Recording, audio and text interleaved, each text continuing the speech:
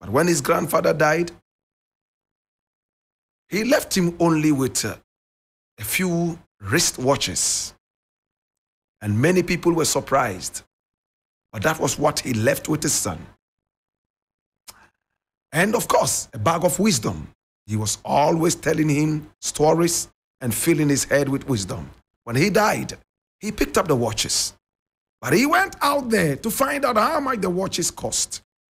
He went to a shop, and the first shop said, well, these ones are watches that nobody wants. Nobody is ready to take these watches. In fact, if anybody takes them away for even free, he's done you a favor. Oh my God. He walked home very disappointed.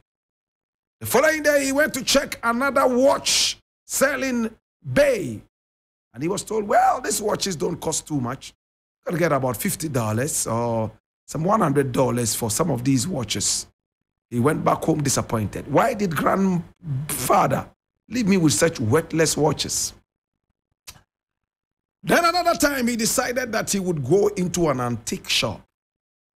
A shop that sold old things.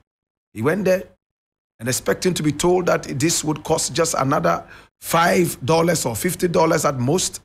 He was told that this is timeless. If I were you, I will not sell this. But if you want to sell them, you can get $1 million for the lowest. And the oldest here, you can get about 100 million for that. You have 4 watches. In all, we can give you at least 200 million for the watches. Tears started coming down his eyes. He decided to carry the watches home. He told himself, this is valueless, invaluable. Grandpa always told me, and that is the biggest thing, not the watches he's giving to me, that go where people acknowledge you and see your value. Don't go to places where people would pay nothing for you, or $5 or $50 for you. Go to places that know your value and are ready to pay several millions for you. My brother, you know your value.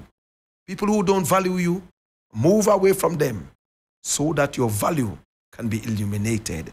This is wisdom from the mountains.